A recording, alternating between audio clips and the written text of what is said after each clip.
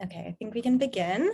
Hi, everyone. Welcome. And thank you for joining us today for this event, which we are calling Humanities in a Disenchanted Age. I'm pleased to be here today with Chad Wellmon, as well as Zoe Eisenman and Seth Green from the Graham School at the University of Chicago. My name is Rachel Wiseman, and I'm the managing editor of The Point. The Point, in case you're not familiar, is a magazine of philosophical writing on everyday life and culture that is based in Chicago. We were founded in 2009 by 3 grad students at the Committee on Social Thought at the University of Chicago. And if you'd like to learn more about us, you can find us online and subscribe at thepointmag.com. I'll provide a link below. Though we no longer have physical roots at the University of Chicago and now have an office downtown, our connection to UChicago humanistic inquiry is still very much central to the mission of the magazine. And so we're very thrilled to be hosting this event with the Graham School on education within and beyond traditional higher ed programs. Our featured speaker today is Chad Wellmon, a professor of German studies at the University of Virginia, who works on the history of knowledge and of higher education. Not content to simply study such subjects, Chad is also the co-director of UVA's new humanities curriculum, and he has been the principal of the Brown Residential College at UVA for the past several years. He is the author most recently of Permanent Crisis, Humanities in a Disenchanted Age, which he co-authored with Paul Reiter, and which came out this summer with the University of Chicago Press. It's a great book. I encourage you all to check it out. Chad is joined in conversation by Zoe Eisenman, the director of academics at the Graham School, where she has taught in the basic program since 1992. Her academic focus is on Greek and Roman history and philosophy, classical cultural studies, classical cultural history, and gender studies. Their discussion will be moderated by Seth Green, the dean of the Graham School. And just so you know, we've reserved some time at the end of the discussion for a Q&A. So we would love for you to send any questions that you have or that occur to you throughout the conversation. Just put them in the Q&A below and we will ask them at the end. If you have specific questions for either Chad or Zoe or Seth, just let us know who you want them directed to. The occasion for today's conversation is a symposium that we published in The Point in our summer issue on the question, what is college for? This is the issue right here. This question has always been an important one for us at the magazine. On the one hand, The Point emerged out of a graduate program in the great books, and it has been shaped by the education we editors have received at the University of Chicago when we were students. On the other hand, the magazine was, from the very beginning, an attempt to extend the orbit of humanistic inquiry beyond the walls of the university and to expand our sense of what counts as intellectual thinking and writing. This is a project that has included turning sometimes a skeptical eye on the narrowness or elitism of humanities departments as they've been institutionalized by today's universities. This is a territory that is familiar to Chad. In both his excellent essay for the symposium titled Degrees of Anxiety and in Permanent Crisis, he has probed the history of the university to try to better understand both the potential and the limitations of the way the humanities are studied in institutions of higher learning today. It is an all too common vanity, he writes near the end of Permanent Crisis, to assume that universities in the academic humanities have a near monopoly on intellectual work.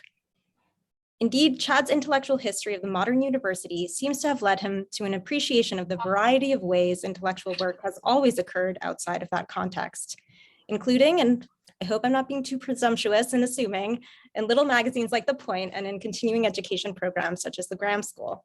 And with that, I'll turn things over to Seth. Thank you for joining us. Thank you so much, Rachel, and thanks to everyone for joining us. And let me just share our tremendous enthusiasm at the University of Chicago for The Point. We're extremely proud that 3 of our students have gone on to really make an immense contribution to the humanities through The Point. And as a reader myself, I'll just share that I think the reason that it's been so successful because, launching in 2009 was not an easy time to put out a new magazine in the literary world. It's because it really is making a distinctive contribution to our understanding. And I think one of the key places of contribution is a very useful and really helpful critique of how we're looking at the humanities and how we can use it even more for society, and bringing it outside the walls of universities has certain empowerment that I think you're already showing. And that is a perfect segue into our conversation today with Chad. And so let me begin that conversation now as someone who admired your book and really wants us to be wrestling with this crisis of the humanities. In your book, you observe how the humanities can sometimes feel peripheral to the modern university focused on career development, technology, and large research grants. Can you offer an overview of why the humanities feel this sense of crisis? And then we'll kind of move over the course of this conversation to, what some of the signs of optimism may be from adult education and from other worlds. But let's start with the crisis. And if you can kind of give, which is a terrible thing to ask an author to do, the kind of nutshell version of the permanent crisis of the humanities that you give a really great deal of detail in your book on. Sure. First of all, Seth, thanks for hosting, and thanks to The Point, Rachel and John and Joey and the Chicago Graham School. It's great to join you all. And hi, everybody out there. So an overview of why the humanities feel this sense of crisis, this sense that we are, whoever the we is somehow peripheral. I think in the first instance, I would say because it's an institutional project, and that was part of the institutional design, right? So when I say the humanities, at least in this book, when Paul Ryder and I are my co-author, when we talk about the humanities, we are always and in every instance, and we're trying to give an institutional, but also in a way, a normative account of a collection of what was prior to, say, 1900 or the late 19th century in Germany and the early 20th century in the US. Prior to this, the humanities were a range of disparate disciplines, everything from philology, religion, and psychology to national economics. None of these had really been collected as one institutionally coherent and this is important for our argument later, a morally coherent project, right? So the humanities were peripheral in one sense because they were not the main project of the modern research university. The main project of the modern research university, at least in the first instance, as it kind of developed in 19th century universities and in US universities, was a state-based, state use project. And the humanities weren't really cobbled together. They weren't really collected as a humanities division. The US universities in the 30s and 40s, Chicago being one of them, instituted humanities divisions over against the natural and physical science divisions or the social science divisions. The humanities weren't seen as a collective project, a collective group of disciplines with a unifying purpose until much later than we imagine. And they were peripheral because they were added in a way as a collective, that is, as a way to compensate for what was seen to be lacking with everything else the university did, right? Which was to create natural scientific knowledge, which could be transformed into social reform, technological progress, or economic progress. So the reason the humanities always feel like they're peripheral is because they are, but they're necessarily peripheral in the sense that they were there, they were organized and collected as a group to provide some sort of compensatory account of morals, of values. That's where we do that kind of stuff. So that's why they're peripheral, but they played an essential role within the system of the modern research university. So that's our kind of the broader institutional argument. And so when I say the humanities, I don't necessarily mean reading literature or reading philosophy or reading history. I think that may be a related project, but maybe that's something we can talk about later. Well, so can we come just briefly to today? Because I think some of these crises have become even more meaningful in our current context as, many liberal arts colleges, many, kind of places that have that specialty have seen declines in some ways in enrollment in those areas versus some of the areas that have more direct connection immediately to careers. And so just to kind of bring that to the original periphery, but now, how you're seeing that crisis continue in some ways, even though it's been permanent. How would you define kind of the current crisis of the humanities? Yeah, well, I think most immediately, at least for the people who understand themselves as practitioners of the institutional humanities, the modern humanities, as we call them in universities and colleges, is of course the precipitous decline, especially since 2012, 2013 in enrollments, right? Everybody's seen the graphs where they just go down, the big slants, even at a place like the University of Virginia, which has always prided itself on offering a robust liberal arts and especially a robust humanities curriculum at a public university. What used to be biggest departments, English and history, for example, have also seen, after kind of bucking the trend for several years, pretty marked declines in majors. So internally, there's this sense of pressure, of fighting over, as we call them, butts and seats, right? The management financial models of the contemporary university put lots of pressure to bring students into particular classes, which are overseen and taught by particular faculty in particular departments, and the cash follows those butts and seats, as it were. So internally, that's experienced, of course, by myself and my colleagues who are fighting for resources, fighting intentionally, right? That is the structure of the university, fighting over what are supposedly scarce resources. So in one sense, that is one of the internal crises. And that, of course, is wrapped up with the adjunctification of college and university teaching across the board. But externally, and that's a bigger question when people invoke the humanities. What exactly do we mean? Because you can see that the study of literature, the study of philosophy, the reading of it is alive and well outside of the universities, I would contend, in places like the little magazines like The Point, the Catherine Project, right? This kind of distributed great books program.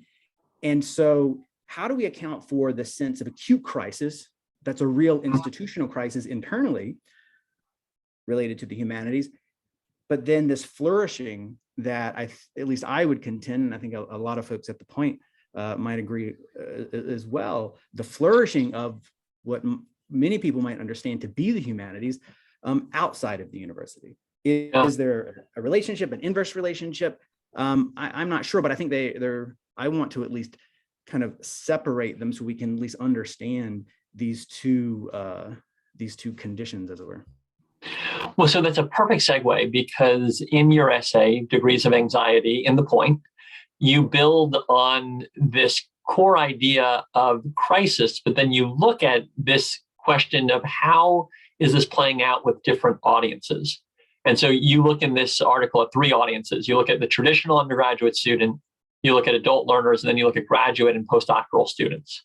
And one observation you make is that the university can be a source of anxiety for each in the ways that it has come to define social stature and even likelihoods of success in career.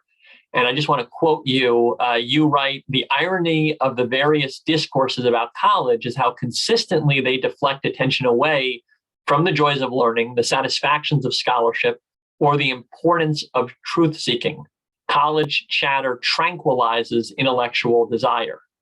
And so we're going to come to this idea of, there are opportunities outside of the walls of the university to enrich in the humanities. But I want to just play with this first part for a moment, which is how in some ways universities, in this article that you so brilliantly write, can actually be an anathema to people kind of finding that joy of learning. And so can you explain why higher education, which is obviously intended to be empowering, is creating anxiety, and how that, in your mind, distracts from the joy of learning and discovery? Yeah, I should say I wrote Permanent Crisis. One of the reasons I wrote Permanent Crisis was to make sense of a much bigger, a much more onerous, a much more anxiety-provoking, emotionally fraught project that I was leading here at UVA, and that was reforming the general education program here at UVA. That was a seven-year project with 700 colleagues. And so permanent crisis was, in a way, an attempt to try to understand why we were arguing, the purposes, the divisions, the presuppositions that were going along with this. And also during that time, I became principal of UVA's oldest residential college. So my family and I moved in the summer of 2017 onto the middle of campus and here at UVA. And so I was principal of a college with 300 students who lived there in our dorms for 4 years. And what I realized during that time, and this then the third thing, I helped start a liberal arts program for working adults as well. And so during this time, there were 3 groups that I kind of broadly encountered and worked with on a daily basis. So undergraduate students, both with the curriculum and as part of the residential college, graduate students and postdocs who either worked or taught in the new curriculum program, or whom I advised and worked with as a member of the arts and sciences faculty. And then over the past year, working adults as part of this new liberal arts program for working adults. And so I was trying to make sense of what in the hell this thing called the university was. And one thing I realized, what I had overlooked was this thing called college, right? I mean, I went to college, I went to Davidson College, small liberal arts college, but I didn't realize kind of the normative force that college played, for example, with my undergraduate students. This sense that college for my UVA undergraduates wasn't something that they stepped onto when they were 18. It was something that they had been preparing for and that they had been prepared for since kindergarten. And they had been on this track for the college experience since they could ever remember, right? So they never decided to go to college, or at least the vast majority of the students with whom I work never had kind of this precise moment, I want to go to college. I remember deciding to go to college, but I do because none of my family went to college. So it was a discrete decision. And so college was this experience that formed them well before they ever stepped foot on campus. And so this produces a certain amount of anxiety to, in a way, not fall out of those status categories that had got them there. But then you had, for these adult learners that I started teaching last winter, this program was designed for people who have some credits, right? But not nearly enough to get a degree. And this is designed to bridge them so that they can maybe go on to get their bachelor's here at UVA or elsewhere. And which I think you would probably know better. I think there's some 30 to 40 million Americans who now have some credit. So they fall and not a degree. And there was a different kind of anxiety that I experienced with those students. And it was this anxiety of this identity of not having a BA. It was like this dichotomy, BA, not BA. And the kind of overwhelming sense, or at least I was overwhelmed for my own reasons, by this sense of a lack of dignity and shame that was attendant with these students. This, I don't know, I didn't go to college, or I didn't finish college. Several students who had tried, as they put it, again and again, but always failed, right, to finish their BA or to go back to school. So for them, college wasn't this status marker, this process that they had been working in since kindergarten, as I say, going back to Fairfax County, right, to assume the rightful place.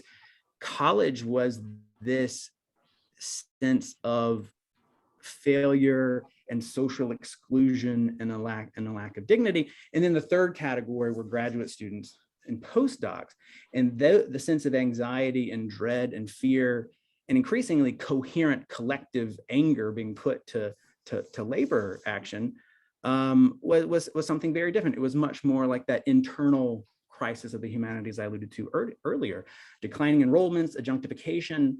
And these were questions where professionalization and vocation almost seem laughable in the current material conditions of most universities, right?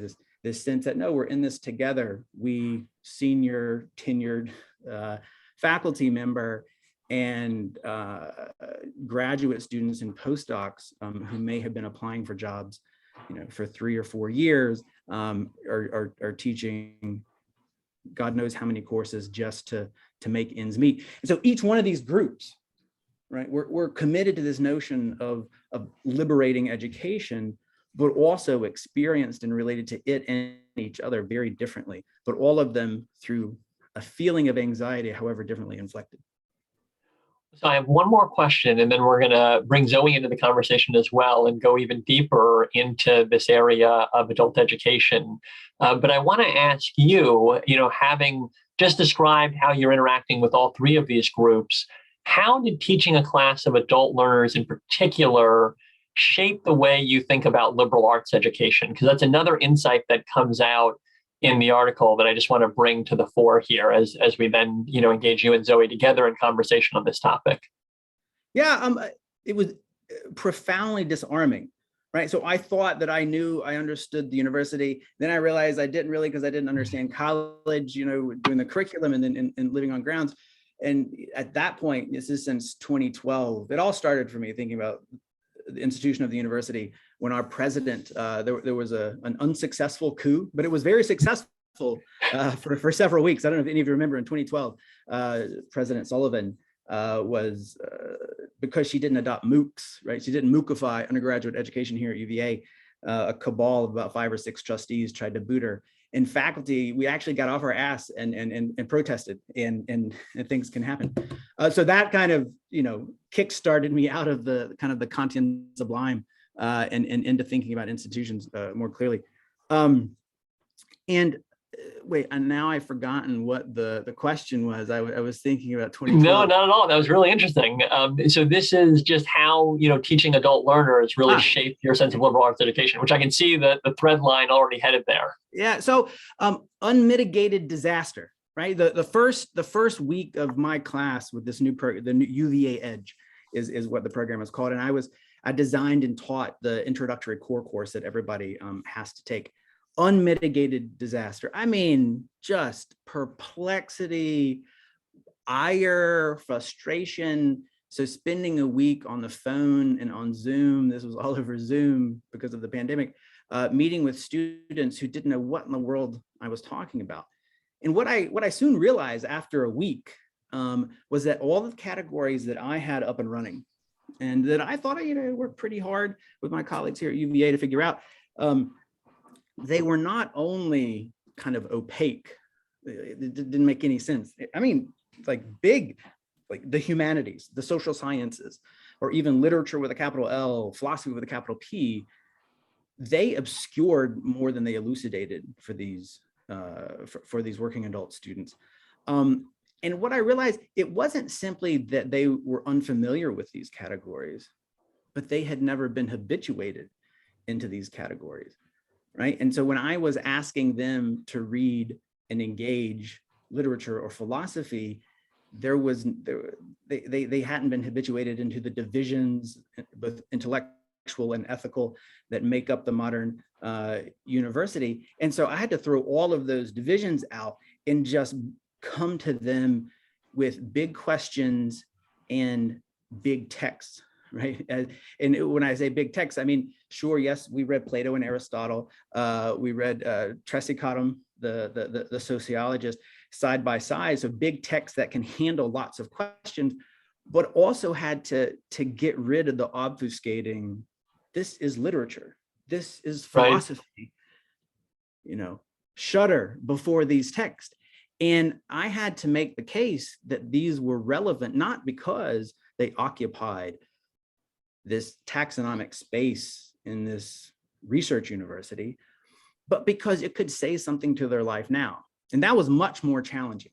And so I couldn't rely on all of the institutional norms that I just take for granted, given my position. And so I had to completely redesign the syllabus so as to make it more compelling. So as every week was like an argument, I think you should read this because, not this is philosophy, therefore it must be read carefully, lovingly, and caringly, and that was was humbling. It was, but it was also liberating. Yeah. It reminded me of, I had the first class I taught in grad school at UC Berkeley in Comp Lit. I put Hamlet on the syllabus because, of course. In the very first day of class, someone raised their hand, a young woman from Orange County, I think. The irony that she was from Orange County, and said, "Okay, why is this Hamlet thing on here?" And it completely like blew my mind. And I said, "Wait, but I loved trying to make the argument, and I felt like I was making the argument to this young woman for the rest of the semester. But I think I had forgotten that. Experience, yeah. And I think that's in a way what the students who were in the working adult liberal arts program did. I couldn't take and rely on these institutional handicaps and divides to do all of the work that they do so often. I had to actually argue for it and say, like, I care about it, and here's why I hope you might care about it too. Well, so I want to bring in Zoe Eisenman because you're now beginning to move us in the direction of how do we move in that empowering direction, and how do we begin to open up the canon to more learners outside of the traditional approaches of the modern university. And I'll just advertise that, as the dean of the Graham School, the reason that the Graham School exists is because when our university was founded, President William Rainey Harper had this concern about whether or not universities just relying on the typical undergraduate and graduate focus could get the cutting edge ideas that are coming out of universities to a broader population. And so it was one of the first extensions created in the United States as a founding part of the university, because there was this desire to make sure that universities were empowering and engaged with the world. And it's one that our incoming president has actually talked a lot about reconnecting to, because of this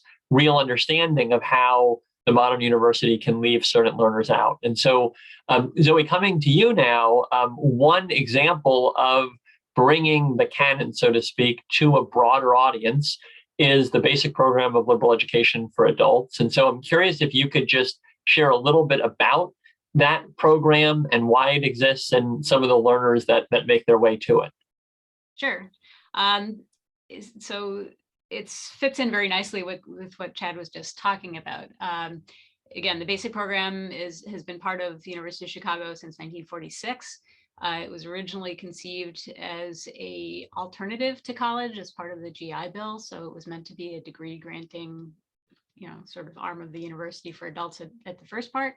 But that didn't last for very long, and very quickly it became a non-credit certificate program. Currently, it's a 4-year non-credit certificate program. We have a set curriculum. We're great books oriented, so we grew out of that great books movement in the early 20th century. And I always emphasize that the reason it's called the basic program, which a lot of people sort of wonder why we have that weird name, is because we see it as a beginning. It's not meant to be the be all end all or to be comprehensive, but to be a starting point. So, again, most of the texts that we read, a lot of those have been in the curriculum since 1946, Plato's Republic, things like that. We always start with Plato's Meno. We always end with Plato's Phaedo. That hasn't changed, but other texts have moved in and out of the curriculum and have been added, as time has gone on, again, to expand and extend. We've also added other courses after the 4-year curriculum to continue to add, because as I said, it's meant to be a starting point, not an ending point. The other thing that sort of ties into what Chad was talking about just a moment ago is the basic program is conceived as an interdisciplinary curriculum. So it's not organized around philosophy, literature, science, etc. But those things are blended into the courses. So you may have a quarter where you have a work of literature matched up with a work of philosophy, matched up with a work of social science, right?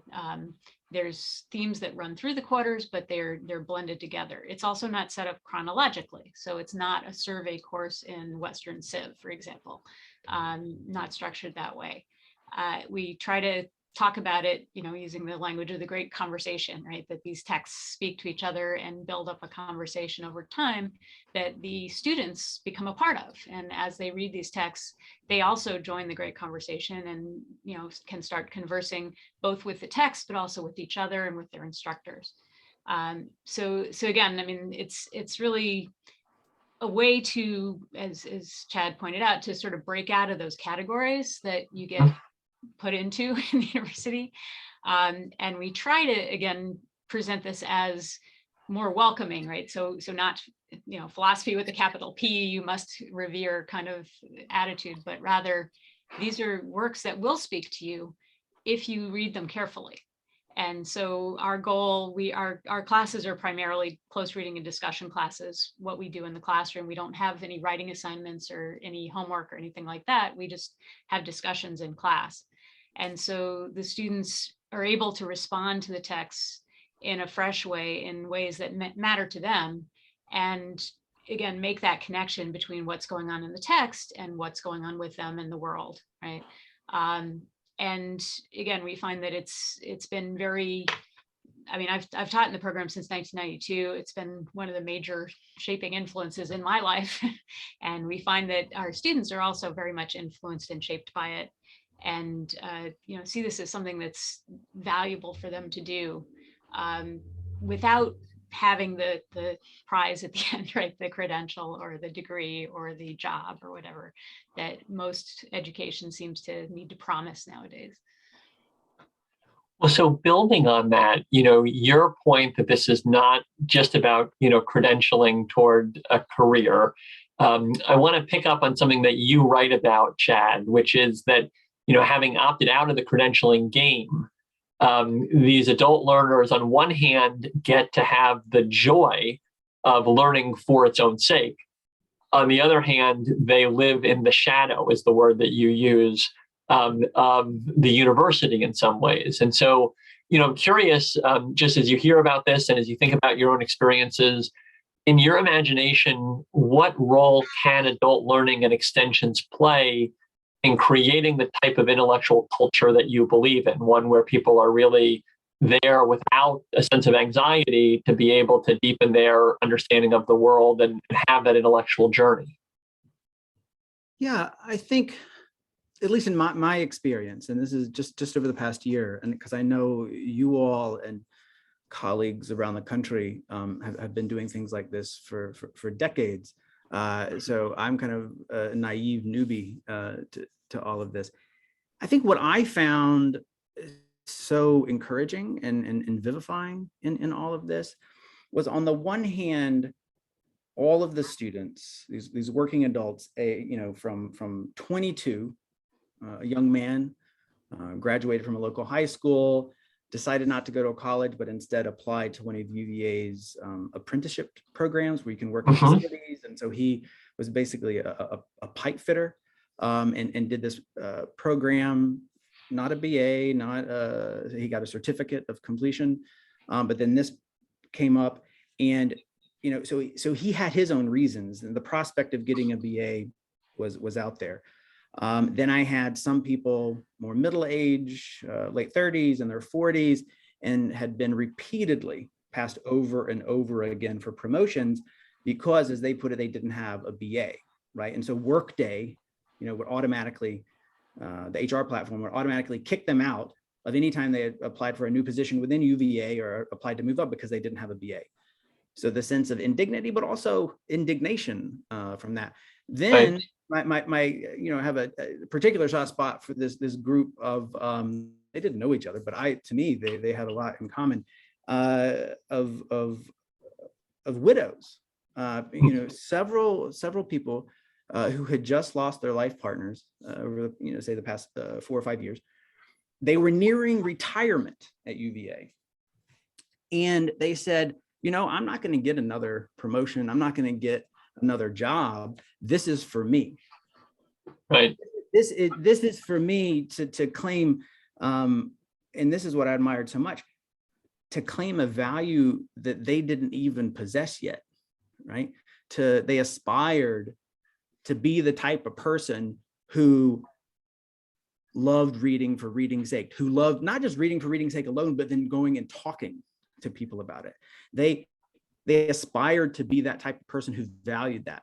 The thing was that all of these folks already had ways in which they did that. They already had languages up and running. It's just that nobody, especially, no white guy with tenure, with PhD, with a fancy office at a big research university, told them that that's knowledge, that this is philosophy, that is an amazing question. I have never thought about that before. Nobody had ever paused to see that and to say, that's why I'm doing what I'm doing. So I think that it wasn't simply knowledge for knowledge's sake, because I have my doubts about that. But they all aspired to be the type of person who had a different type of value. For example, someone who loved to read and talk about things. And even though they had done it in various ways, so many of them had never kind of been encouraged to identify that as knowledge, as intellectual.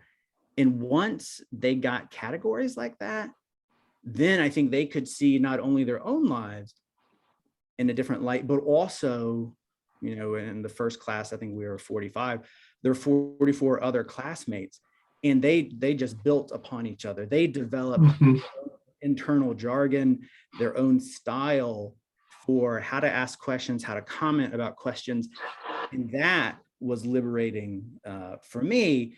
And the reason why I think it succeeded and why it always is so difficult, I think, at places like UVA, I would imagine at Chicago, is, especially with undergraduates, is the process of deflection that goes on when you're in a classroom. Sure, you can sit and you can read together, you can talk together, but there's always the vision of the labor market and the credentialing process and the thing they've been doing for, 16 to 18 years already, that they've already been disciplined into.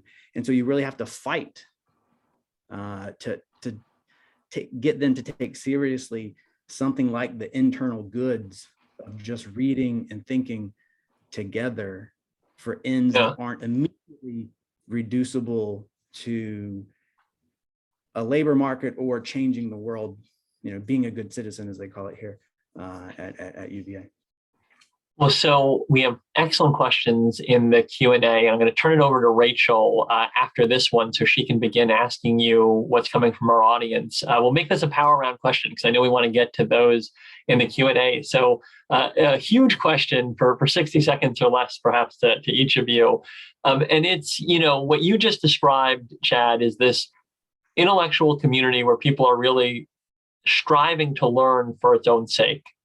We are seeing a number of trend lines that are pushing us in the opposite direction, and those are likely to accelerate in many ways, right? Everything that we described, I think, the signs point to more of, in terms of, more pre-professionalism, more if we look at kind of some of those warning signs in universities. And so, what do each of you think, in a nutshell, we can do as a society to kind of build spaces for this type of true inquiry and joy of learning as its own goal? And Zoe, we'll come to you first on this one. Yeah, that's a biggie. Well, again, I have to sort of champion the non-credit approach, I guess. I do think that if that is valued by society, and a lot of people don't value it nowadays. I mean, if you don't get some kind of prize at the end, it's hard to justify doing a program like ours. But I do feel like it provides a lot of value. And again, across age, across socioeconomics, all these different types of people who come to our programs. We have a similar spread, probably not as many as young people as in Chad's group, but still a pretty broad spread, both geographically and in terms of age and culture and background. And they form a community. I mean, they work together on this stuff, and they reinforce each other and find like-minded souls there. And so to have that be valued by society, I think, and validated, right? So to Chad's point about the anxiety and the lack of validation that people get when they don't fit into the regular system, right? I think that's something that would be, if that could be encouraged or somehow show that value can be shown, I think more people would be involved. I mean, I think a lot of people, there's, as he said earlier, there's tons of, chat groups and meetups and all these people who are interested in talking and want to engage. But it's always sort of pushed to the side to a certain extent. So again, just to have that be valued as an alternative way of engaging with this type of material. Chad? Yeah, I don't know if what I wanted to say. What I was thinking was I'm not all that sanguine.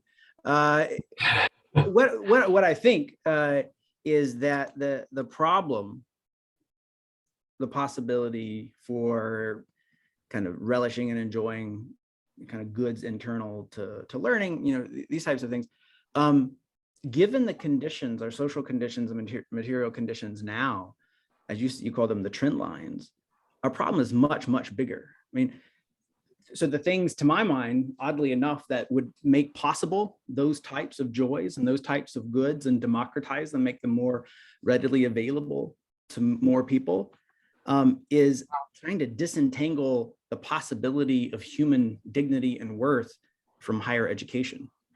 Right. I mean, we live in kind of this 20th century.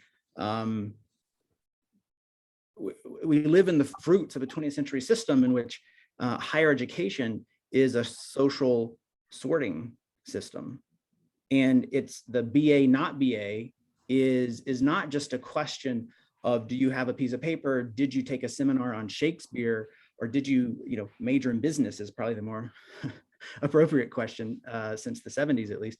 But we live in a society in which that is the demarcation between not only lifetime average earnings, physical health, mental health, whether you're married or not, political affiliation, it's also the demarcation of human value and worth.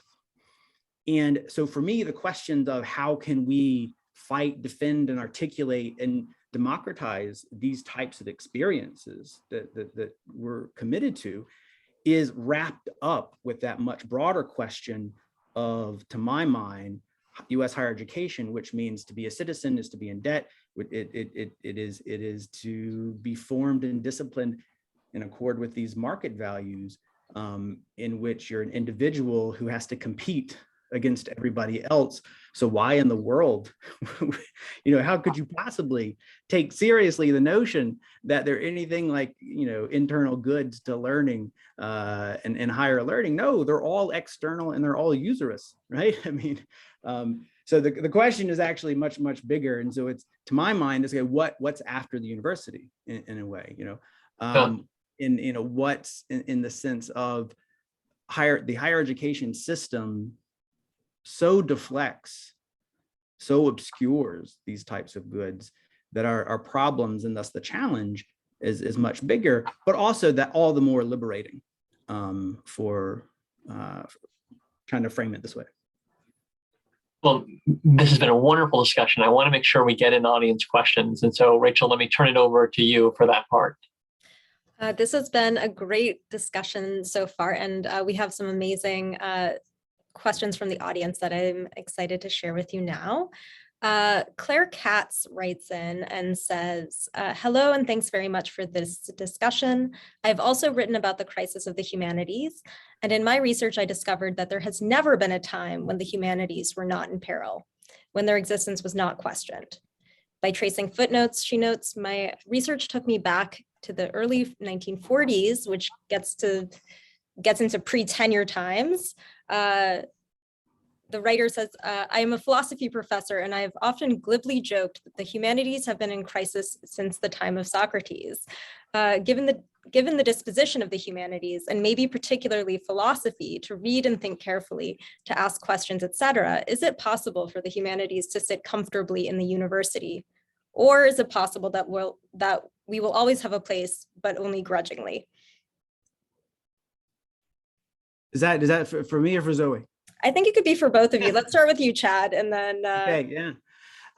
And so I think, Claire, if I may, yeah, you might have to grant me a premise, right? And this is a kind of a big premise in the introduction of our book, is that I really try to draw a distinction and push against these ideas of the long continuous tradition of the humanities, reaching back to Socrates, or even reaching back to the Renaissance with something like the Studia Humanitatis. I think those are very different kinds of projects. For me, the modern humanities, are very much the fruit, and more accurately said, a function of the modern research university. So they're wrapped up with tenure, right? Or the question of professionalization. They're wrapped up with being, as Heinrich Rickert, this late 19th century German neo-Kantian, what he called them. Actually, this is a very brief anecdote. 1898, this was one of Heidegger's professors at Freiburg. All of the faculty members who were not members of the Natural Scientific Society, which had been in existence since like 1820 or so, they met. This is in the 1890s. We need a club. We need a group, right? So you had national economists, you had philologists, you had religious studies professors, psychologists, and what they dubbed themselves, right? We don't have a concept, we don't have a common concept, we don't have a common object, but what binds us is that we are the nicht naturwissenschaftlichen Disziplinen, right? We are the not natural scientific disciplines, right? So this definition in the negative. We are that which is over against the natural sciences. Later, it'll be that which is over against the Soviets and technocracy, right? We are that which is over against neoliberalism, right? Always this negative self-definition. So I don't think it's like the humanities live outside the university. The modern humanities are necessarily, to my mind, to their, to my chagrin, always firmly in the university, because the university needs them to offload questions of value and moral purpose onto the humanities, and thus extricate the natural scientist and the physical scientist from asking such questions that obscure, trip them up, and get in their way of producing economic and technological progress. So there will never be, I don't think. Anyway. So do you have more to add to that? I can't think of what to say at this point. Again, I think Chad has laid it out very well. It's always been a, I like your definition of determining themselves in the negative, right? Again, as opposed to, and I do think that, again, it really depends on what the university is going to turn itself into, right? And which kind of trajectory this higher education and, machine is going to go. And if it continues the way it's going, then the humanities will become, again, a smaller and smaller part, perhaps there as a, corollary to, again, keep the natural scientists on their nice productive path. But not really doing perhaps what the humanities is supposed to do. And so I do think it's going to crop up elsewhere, right? I mean, it's going to exist more, there's a lot of, in continuing education, there's a lot of trends right now saying that, well, since undergraduates are not majoring in English or philosophy or, doing these subjects, they're folks at, business majors or science or STEM or whatever, they're going to want to come back to this later, right? So just hold your breath for 10 years or so, and they'll realize that they need this or that they want this, and they'll come back and get it in a different form. So again, in some ways, pulling it out of the college experience or the mainstream university experience, but keeping it there as something that people will want to turn back to. So there's a recognition of that desire, right, that Chad talks about so eloquently, but sort of this postponement until the practical things are finished with. So again, and that's a result of the way our system is set up and the way our society, wants it to function. As leisure for the leisured class. Yes. Matt asks, and I think this is related to some of what you were just talking about, Chad. He says, this was, I think, halfway through the talk, and now I think it's still valid. I don't think this came up. He says, as of 1:33 Eastern time, I don't think the word disenchanted has come up yet, even though it's in the event title. What does it mean to live in a disenchanted age, and how is that relevant to the humanities education? Chad, do you want to take this one? Sure. The reason it's in the title, there's a chapter on Weber oddly enough, in a book about the humanities. It kind of ends, well, it doesn't end. The penultimate chapter is around this, the talk that Weber gave in 1917. And the relationship between the humanities and disenchantment, or the demagicked world, is wrapped up with what the modern humanities are, right? Because in a disenchanted world where presumably everything can be explained according to, for example, mechanistic causality, billiard balls hitting one after the other, there needs to be space for meaning and meaning making, for value and evaluating, for judgment that isn't reducible to these blind mechanisms. And that's what the modern humanities were supposed to do. But they were supposed to do them quietly and in a corner in an institution where they can be controlled and contained. And that's, to my mind, some people say, oh, yay, yeah, rah, rah, rah, that's what the humanities do. No, that's a complete functionalization of human life. It's not like you can extricate values from the creation of engineering marvels or scientific experiments. That's absurd. Only with an understanding of the humanities can you do that, because you get to cordon all of that stuff off from life itself, and you get to accord it to a few tenured souls. I just think that's absurd.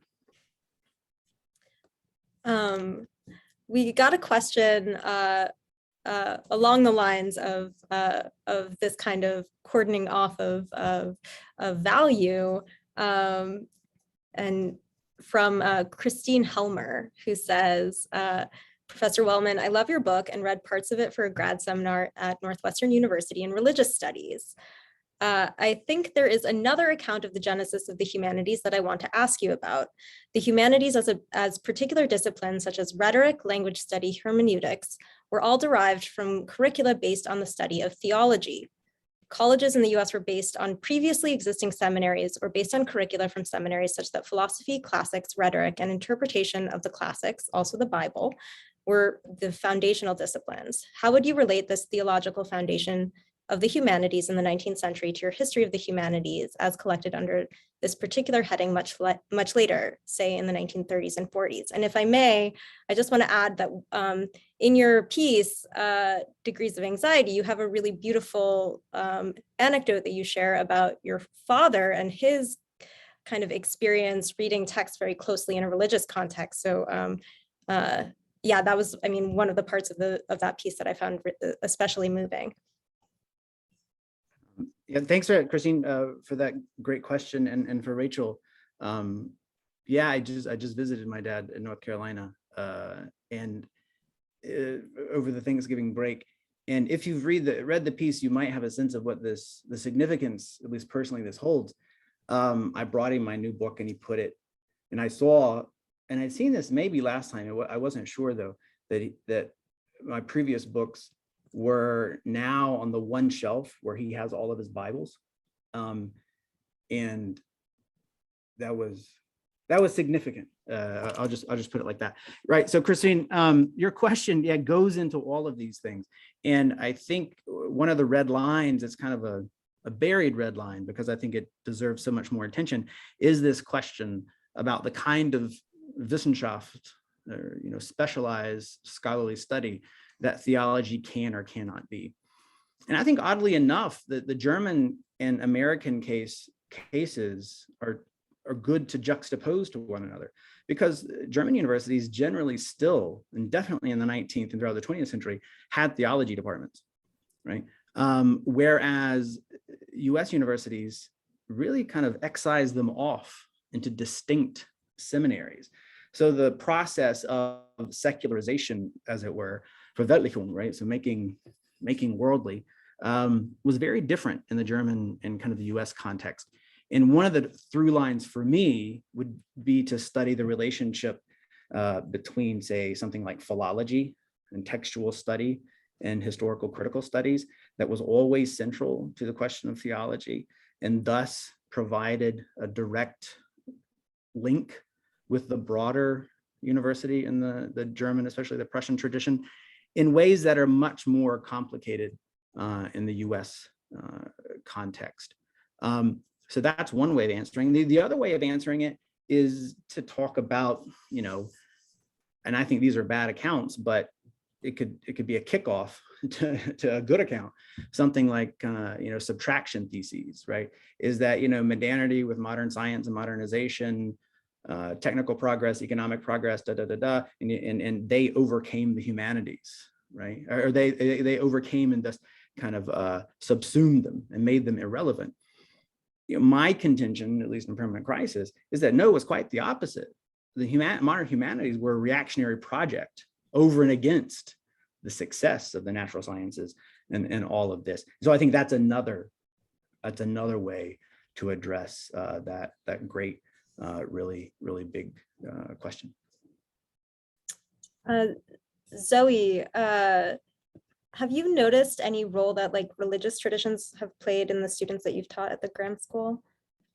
Is there anything that they bring to the classroom from interacting with religious texts?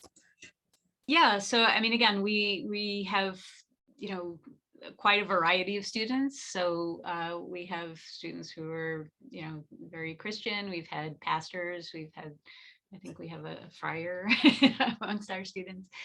We also have Jewish students, and being able to, one of the texts we read part of Genesis in our second year. And having people from these different religious traditions then try to read that book of the Bible as a literary text, right, is always really interesting. And it usually takes quite a while for people to be able to look at it differently. But they do bring, I mean, as Chad discussed in his article, they're used to reading and analyzing and thinking about these things and different types of meanings that can be in a passage, right? Different ways of understanding it.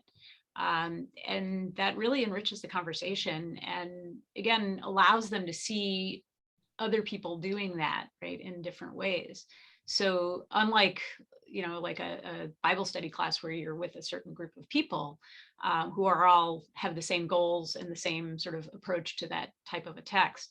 One of the advantages, I think, of doing it in our classes is you get these different perspectives, you get these different points of view. And, again, people find it disturbing sometimes and, it can be very upsetting to some people, but it can also be really eye-opening and give people a point of contact too, because it's, they're dealing with the same text and they realize they've been dealing with the same text all the time. They're just coming at it from very different perspectives. So that's something I've always found really interesting. We have two kind of related questions that I'm going to read together because I think they play off of one another well. So Joseph writes, in contemporary society in the United States, there seems to be a great deal of hostility to academics and universities. In your experience or in your research, is that something new? If you agree with the claim about contemporary hostility, how does that relate to the issues you address in your book, Chad, about the humanities? So that's one question. And then Matt asks, I've heard it claimed that the decline of interest in the humanities among undergraduate students can be partially explained by the dominance of postmodern, post-structuralist, deconstructionist, etc. schools of thought that reject the very idea of objective truth, beauty, and goodness. People don't want to study these disciplines because the practitioners themselves undermine the foundations of these disciplines. Do you agree with that analysis? And if so, what can humanities educators do in response? So how do we kind of answer these challenges of hostility to the humanities, and what do you think about them?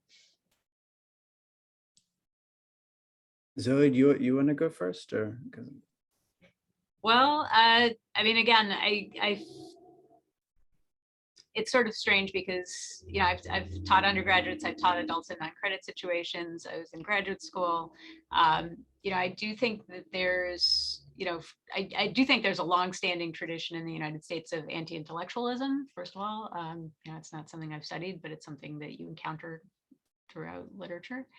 I also feel like there's the specialization that's encouraged in universities and colleges encourages more sort of extreme types of classes, right? So, postmodernism or whatever. I mean, again, it's not that there's a problem with those particular approaches. It's that in order to distinguish yourself as a professor of whatever, you have to find your little niche and really go at that, 100%. And that doesn't necessarily make for good undergraduate teaching or engaging discussions. It reduces the number of people who are going to be able to find that accessible or enjoy that approach or whatever. So again, I do think that the way the institutions train graduate students and train professors tends to exacerbate that problem. What the solution to it is, in the current university system, I couldn't say. Again, one of the reasons I came to the University of Chicago was because I really thought that an interdisciplinary approach was very important. I thought I really valued that way of thinking about things. And, coming here where that was encouraged and promoted was something that I looked for when I was looking for graduate school. And so I do think it's an issue for a lot of people. I know we're headed toward time, so very briefly, contemporary hostility to academics. I mean, it's definitely not contemporary. I just go talk to my dad. So, he thought it was a joke when I was out on the left coast writing my paper, as he put it. So to me, that's just par for the course. I thought it was a joke too. I'm going to get paid to teach and write. I mean, and kind of the exceptionalism to that. And now just the sheer privilege of that, to be able to do it in the security of this position. We could argue whether it demands hostility, but I think we can all acknowledge that it may well license a bit of skepticism, or at least that's what just given where I came from, I think it's a healthy skepticism. And so I think that's different than actually what's going on now when certain politicians marshal the hostility against universities. They're doing something else, but we maybe talk about that another day. But I do think it's related then to the second question: disinterested in the humanities. Is that because of the erosion of some kind of commitment to a capital T truth? No, that's false. I would say, and I'll just period. But I do think it is related to kind of intellectual trends over the past several decades. And I think, call it postmodernism, decon, whatever you want. I don't think those are actually all those helpful terms. But whatever they were, especially in kind of lit theory intensive places, they didn't necessarily undermine something like a capital T truth, because that presupposes that it was firmly ensconced for all everywhere, which is absurd. But what I think it did undermine in its relentlessly skeptical, relentlessly corrosively critical way, it undermined kind of belief and commitment to collective practices, right? So anything that smelled like discipline, anything that sounded like a habit, anything that in which education not only liberated but also formed you, right? Where you were being made into a different person, not simply by your own robustly individualistic self. I think it did undermine some of those, and I think that's much more dangerous than the erosion of some capital T truth. I know we are over an hour now. I would like to ask just one more question. That's and I think then we can close things up for the day. But we got two questions to kind of step back from and kind of ask some of the kind of bigger questions about what Wait, bigger. Oh my God. What, well, maybe this isn't bigger. What are we going to ask? The afterlife is next. That's all we've got left. Well, we have two questions about these institutions of education and how we might kind of think ahead. Michael Kramer asks about public versus private institutions. And we got another question about just kind of general education throughout one's life, from elementary school and onward. So Michael Kramer asked, does it matter if US universities and colleges are private or public? Can private institutions do anything other than be attached to endowment profits? Are public universities ultimately where the challenges of connecting humanities to human dignity are to be confronted? And then Benjamin asked, how might we think about these considerations in secondary and elementary education? Do we have to think after high school, elementary school, the way we might have to think after the university? So when we're thinking about education more globally, whether as a kind of public good, as something that will be part of our lives throughout our lives, how do we approach that? Do you want to start, Zoe, and then we can end with Chad? Sure. I would just say real quick, I mean, I think Chad pointed out in his article, you know, it's a pipeline starting in kindergarten toward college education, and our American education system is really, you know, channeled that way. So anything that's going to change, that would have to change as well.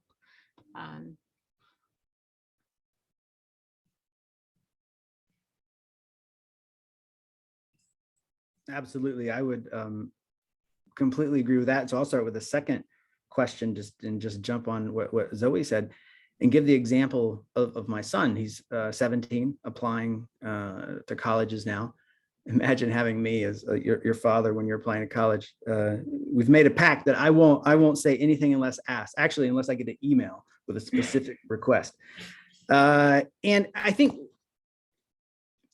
one of the things I learned, and it took me until he was a freshman here at Charlottesville High School. I'll be honest, he was neither a jock nor was he a reader, which like that was my life until I tore my knee my senior year in high school. And so I was really worried, like, what else do you do if you don't play baseball and you don't read? Like, life has nothing for you. But it turns out it does. And Charlottesville, starting in 6th grade, has this amazing engineering program. And he's incredible. And he's incredibly, what he helped me understand was that a liberal education is simply the capacity, to relish and enjoy the fruits of learning about yourself, others, in the world. And he just happens to do that when he builds machines. And I happen to do it when I read Goethe or read whatever I'm reading for the day. And so I think that goes to Zoe's point. That is something that you can use to structure a kindergarten experience, a primary school experience, a secondary school experience, and this weird tertiary, post-secondary mismatch that we have called the system of higher education now. It's that sense of the immediate and the mediate ends of learning, and to value both of them, but to recognize individually, socially, and institutionally that it's crucial to understand the distinction between the immediate ends and goals of learning and the immediate ends of learning, right? And I think it's exactly my son who really kind of impressed that upon me. And I think that relates then to the public-private split, of education. You have to consider that's not a real helpful distinction. Especially at a place like UVA, I think its endowment year over year was 45% increase, and so then its endowment is almost 16 billion right now. So it's a privately funded public university, as I like to say. And so where the real, I think, interesting action are places like community colleges, are in places that are trying to do things not just along the borders of the system, but actually for the vast majority of the people who find themselves in this system. Because places like Chicago and UVA, you'd fit us in a big Big Ten football stadium, this number of students we educate. But for the vast majority of people in this country, post-secondary education is a scattered, not unitary institutional affair. And so that's a bigger challenge, but I think also a much greater opportunity.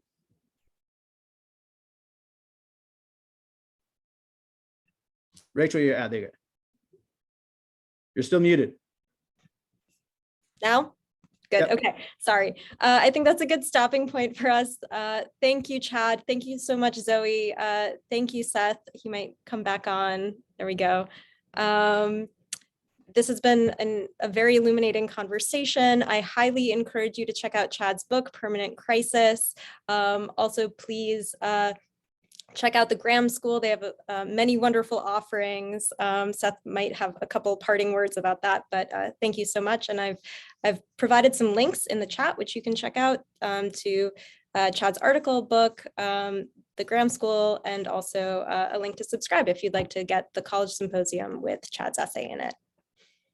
And I'll just echo the gratitude. I thought this was an outstanding conversation as an administrator in higher education. In that modern university you're describing, this has been a wonderful opportunity for me to learn and think and reflect alongside our audience. So thank you, and just a huge deal of gratitude to the point, not only for today, but more broadly for the important experiment that you're leading to bring these values to a broader audience. So thank you, and looking forward to continuing conversations with the point and the collaborations ahead. Thank you all. Everyone. Thanks, Bye. everybody. Thank you.